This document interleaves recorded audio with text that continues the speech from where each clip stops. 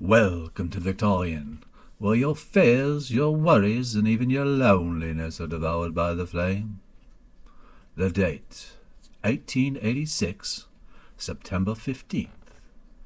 It's just after dinner, and the young girl heads out to the front porch.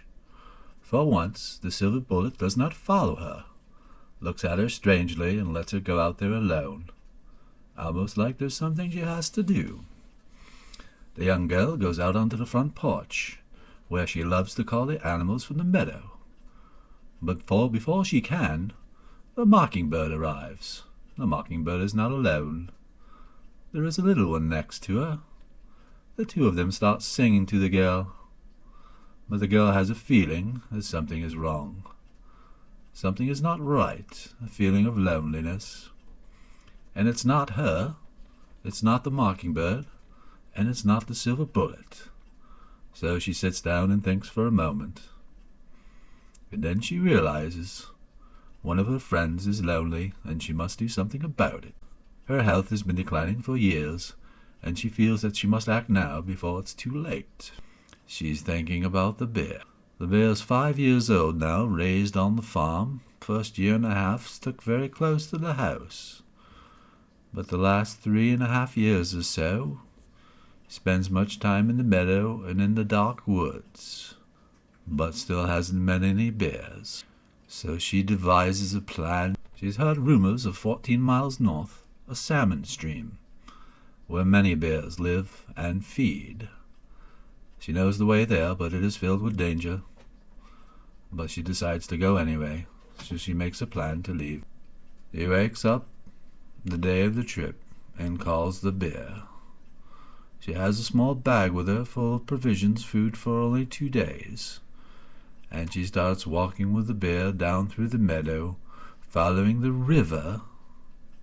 Later that day, she reaches the end of the lake. The end of the lake is filled with many animals of all types, all sizes, but she is concerned because next she has to go through the land of the coyotes.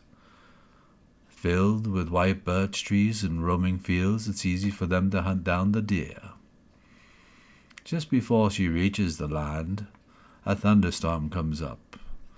A downpour, torrential downpour.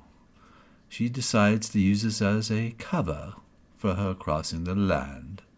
The bear is full grown now and could ward off many coyotes, but she's worried about herself. She uses the storm as cover, walks through the middle of it, the middle of the fields. It is unbothered by the beasts.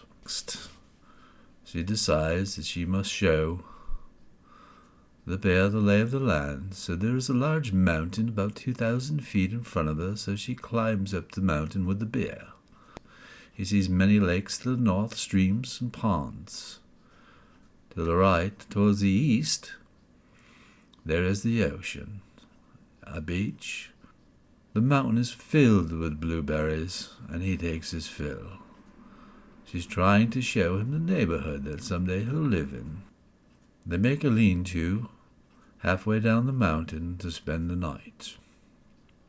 She feels like something's been following her, but she knows not what it is. So she makes a lean-to, and the bear goes in and her, and they sleep the night. In the middle of the night she hears footsteps outside, but she does not investigate it. In the morning, there's 2 apples. It seems the deer has been following them, watching them, and brought some apples for the bear, like they usually do. The next morning they both wake up early and head to the beach. She wants to show him a hidden beach, where it's rumored that bears dig clams. So she takes him there, and there's one bear digging clams.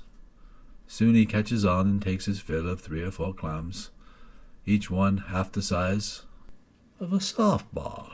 But now she must make it to the river, where there'll be many bears. The river is in a deep ravine with many caves along the side of the river. They'll have plenty of places to hibernate for the winter. They arrive around 3 o'clock. There's several large bears at the best fishing spots. He starts walking towards them, but they quickly push him back. Regretfully, he is so close to the ocean, and the tide is high, but it begins to drop. I look across the river, and there's a mother bear with 2 female cubs, about a year old, almost full grown. They look at him, do not approach him. By this time the tide has dropped enough that his fishing spot closer to the ocean shows the salmon wagging their tails trying to get upstream. He begins to feast on them. The 2 female cubs approach and join in. I look at the mother bear across the river, and realizes it's time for her to have new cubs, and she's leaving them here just like I am.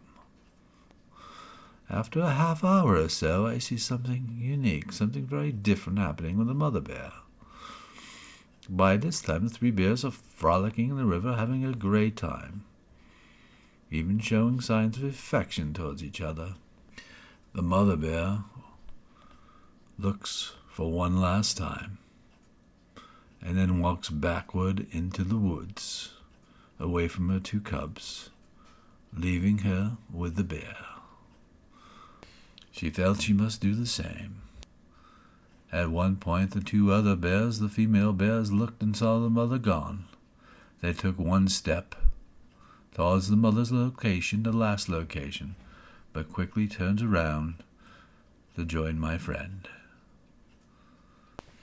When a particular large salmon started swimming upstream, they all went for it. It was her opportunity to walk backwards into the woods and leave the 3 bears alone. She felt her mission was accomplished. Her friend would finally not be alone and could have a full life. She made her way back down to the road, which she avoided on her way through to the mountain, hitched a ride back home, but it was dropped off at the end of the lake. She still had to make it through the meadow, and it was dark at this point, just about twilight. So she started walking through the meadow. She noticed 4 sets of eyes in front of her, one up about 20 feet in the air. The eyes were as bright as the moon. She kept walking towards them. She knew those eyes. She knew the silver bullet was above, and the 3 links that saved the silver bullet that she called were down below. They escorted her home, only a mile away. She arrived before midnight, walked up the porch, and sat in her chair, and realized the silver bullet let her go alone, because it was only a journey the 2 of them could make, and he would be a distraction along the way. Yes, she felt that all her friends had a full life now, and she did not have to worry if the bear would ever find anybody. Till next time, I am inspired by the Victorian to write a new story. Goodbye.